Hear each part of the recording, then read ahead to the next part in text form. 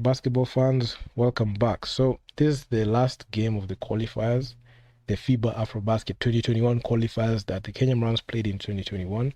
This game happened right after the Kenyan Morans with their upset win against Angola that notched their ticket to the Afrobasket.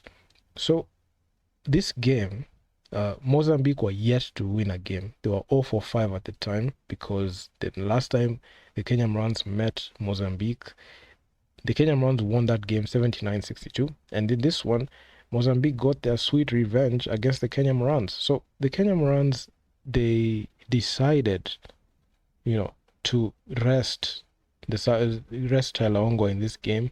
There was no need to play Tyler Ongwae at this time because they already qualified, and this game will have gone either way. They didn't have any pressure of winning this game. They would have won it, but they just, decided to put out a quit game, and Mozambique just capitalized on that one. So the team that really were going for the win in this game was Mozambique. Kenya, they didn't have the incentive of winning this game because they already qualified. Regardless of the outcome, Kenya was already in the Afrobasket. So the team that just wanted to win this game was Mozambique. And Kenya, rested Tyler Ongwae, rolled out the other team to play. And this was just supposed to be a game just to finish off and not play well and just get done with it. So this was actually quite interesting because you're supposed to take every single game seriously. It's not about you just qualify. You just try to win the ball game. And there was not much to say at this game because all of the players, played piss poorly. The only person who scored more than 11 points was Joel Awich. In 28 minutes, he had 11 points, 5 of 12. Not only that, he had 4 rebounds. He didn't assist the ball. 4 personal fouls, 3 turnovers. So scoring-wise, it wasn't the most high-scoring game. Could see Okal Karanga. This guy did virtually nothing in this game, and he still got minutes. Then you have Bush. Bush played 21 minutes, 4 points. He only had a dunk, and I believe that's the dunk that he had in the first quarter. But in the second, third, fourth quarter, the team just shut down completely. Without Tyler Ongwae, this team has no identity or direction. Preston Bunge, he didn't even make any field goal. The only 4 points, these 4 points came from the free throw line. Stuma Kayemba, for 16 minutes, 16.41 minutes played, 3 points, 1 of 3. So virtually nobody did anything in this game. So Tyler Ongwae was the actual system of this team. And without him, the team was just it was a headless, not even headless giant, because I don't think that the Kenyan Morans at the time were a giant, but they were just, they had no direction without him because he was the actual system. So this game was supposed to be, we were supposed to see what, Les Mills is going to do after they've already qualified, but it was apparent, it was clear to us that they didn't really care about winning this game. I'm not going to, take more time looking at this game statistically because it's a game that the Kenyan Morans mentally checked out after they won against Angola, and they really did not even pay attention or even pay close attention to this game. But it unlocked and it told us what we needed to know about some attitudes that the Kenyan Morans, even the Kenyan basketball coaching staff that are brought in to coach the Morans, what happens when they already hit a goal. They already hit a goal in qualifying for the Afrobasket, but when it came to just finishing off the tournament well and just winning the last game, because the next time they're going to play was in August. So these games happen in February, so it wouldn't have hurt if they won the game. But the mentality that the Kenyan Morans had at the time, they were like, you know what, we already qualified and you don't need to do anything else. So that was the mentality that was going around in the locker room at the time, because everything that happens in basketball gets revealed on the court. So they were overwhelmed with that win to the point where they disregarded they had to play this game and play well. I know Coach Les Mills had a different sentiment when it came to former Coach Les Mills. She had a different sentiment in the interview when she said, we've got this win, but we have to go and win this game. But we all knew what happened. We all know that This game meant absolutely nothing because they already, achieved the goal. And they were in the Kenya Morans, and Kenya, we are lucky that Mozambique did not win a game, because if had they won a game, it would be a tiebreaker and would have not been able to do anything there. But shooting wise, you could see both teams were, shooting in at almost they shoot at an almost similar clip, and especially in the 2-point field goals. But from the three, that's when the Kenyan runs really struggled. And there was no defunct 3-point shooter on the team, and there was nothing, none. There was no production when it came to that. For fouling, the fouls were just a lot, 24 fouls, 28 total turnovers. I mean, this is just a snooze fest. If you look at even the scoring evolution, look at this. There was no urgency. The only team that really wanted to win this game was Mozambique. Kenya already checked out in this game, so there's that. So there's no much. This is just a game to just finish off. Look at how they were shooting, especially when it came to. Look at how they shot the ball. Attempted the most threes. Attempted so many threes, and none of them went in. So in the first quarter, only 1 3 went in out of 3 attempts.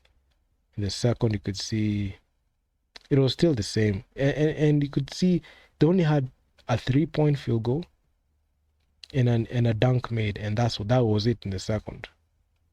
They just checked out. No 3 in the third quarter. Only one made 3, and it was Griffin who shot it. And this is this was just that was just about it.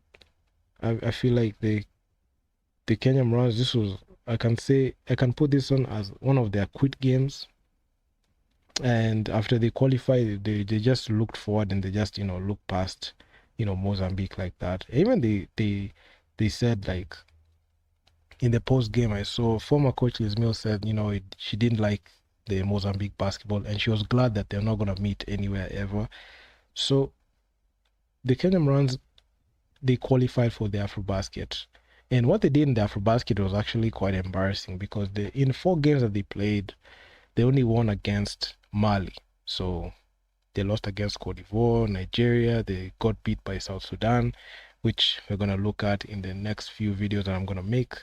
But just to close out this whole Afrobasket qualifiers, it tells you like the mentality that the players have. Even it's not even, I cannot blame even Coach Liz Mills at this time, because she was being given spare parts to work with. You had players who are very inefficient. These local based players, I can say, not even to mince my words, but they are very useless. I don't even trust what they do on the court. Their decision making is the most subpar and pathetic. And quite honestly, these are players you can't not win with. There are players you can't win with here. Look at this. This is not a guy you can rely on down the stretch. Preston, you can't win with Stuma Kayamba. Actually, he retired. So he retired from the Morans. You cannot win with Griffin.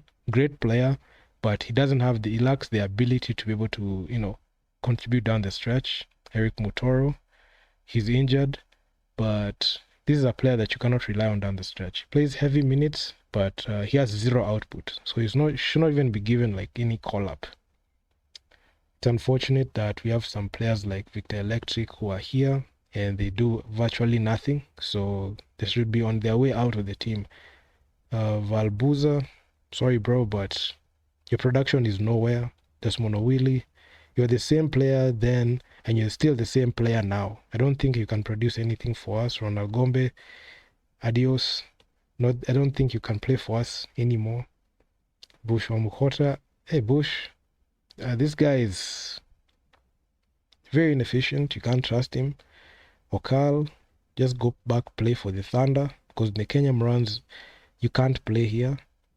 Joelawich, man, we've not seen a guy, of this caliber. We've not seen a guy of this caliber in the longest time. And it's funny how, the Kenyan Morans management is very haphazard, and they're just wasting away like the players that are coming in. But this team overall just peaked out in 2019, Even with the players and the pieces that you try to bring in, you can't be able to you can't be able to like rekindle that flame that won them silver in the African. Even in the African of 2019, even with, you know, the strong roster that quote unquote they had, they only finished number 2. It's not like they finished number 1 and grabbed gold. They finished number 2. You hear what they say in press conferences, especially in the last year's African. You hear somebody like Derek Ogechi in his first time playing, he feels in his head that they're going to win it all. Very delusional. You think that they're going to win it all. They can't win it all. This is a team that has no, as long as Coach Cliff is coaching the team right now, they are not going to win any silverware in Africa. And Coach Liz Mills, she did her best with the spare parts she had. And given the incompetence that the Kenya Morans management and the Kenya Basketball Federation have, that's the reason as to why you're not able to see any success with the Kenya Morans. As long as these players are there, as long as you have names like Griffin Ligari, Eric Mutoro, Victor Ochieng, Desmond Owili, Tom Wamukota, Okal Koranga, Preston Bunge, as long as you have players of this caliber there, we can't win. The only bright spot that we had on the team was Talongwe, and he quit the team. Situma Kemba retired from the team. So there is no future for the Kenya Morans, and the only future that lies is a rebuild, and rebuild just the same way South Sudan did. But anyway, that's just my opinion. So do drop me in the comments down in the comment section down below. If you're watching this on Instagram, please be sure to follow me on Instagram as well, and comment down on Instagram. And also, if you're watching this on YouTube, make sure to subscribe to the channel, hit the bell, smash that like button. It helps me out a ton. And also leave your feedback in the comment section on what you think about this whole video. What do you think about the Kenya Morans Afrobasket runs? I know these videos, they are way back. It's a retrospective, you know, we're just looking in retrospect on what they did, but it actually has quite some relevance, because they're going into the same contest and you're trying to look back at what they did back then and how things have changed to this point. So yeah, man, I'm out. Peace.